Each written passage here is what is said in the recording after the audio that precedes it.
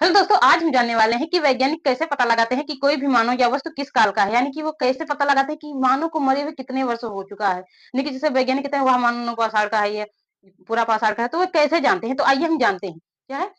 सबसे पहले क्या, सभी प्राणवान वस्तुओं में कार्बन 40 यानी कि हमारे अंदर एक पदार्थ पाया जाता है जिसका नाम है कार्बन 40। यानी कि सभी प्राणवान वस्तु में, ये पेड़ पौधे सभी जीव जंतुओं में कार्बन 14 पाया जाता है।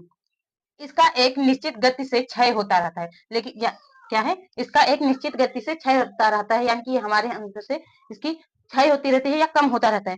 लेकिन क्या है, जब वस्तु जीवित रहती है तो कार्बन 14 के क्षय के साथ हवा और भोजन की खुराक से उस वस्तु में इसकी पूर्ति होती रहती है। यानी कि जब हम जीवित रहते हैं, वस्तु जीवित रहती है, तब हमारे अंदर कार्बन 14 की तो क्षय होती रहती है निश्चित गति से, लेकिन इसकी पूर्ति भी होती रहती है। कैसे, जब हम हमारे वातावरण में भी कार्बन 14 पाया जाता है, तो हम जब हवा ग्रहण करते हैं, भोजन ग्रहण करते हैं, तो इससे हमारे अंदर इसकी पूर्ति होती रहती है।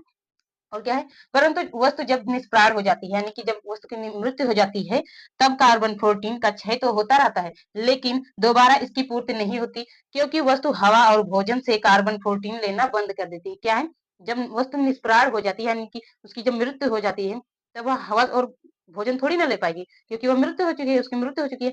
तो इसलिए वह हवा और भोजन से C14 नहीं ले पाती। तो इसका एक निश्चित गति से क्षय होता रहता है, निश्चित गति से। ऐसा नहीं कि आज ज्यादा होगा कल कम होगा, इसका एक निश्चित गति से क्षय होता है। और वैज्ञानिक इसी से पता लगाते हैं, इसी की जांच करते हैं कार्बन 14 की, उसके जैसे मनुष्य के हड्डियों में, दांत में, तो उसकी उनके हड्डियों, दांत, कपड़ों पर की जांच करते हैं, तो उन्हें पता चलता है कि इस मनुष्य को मरे हुए कितने वर्ष हो चुके।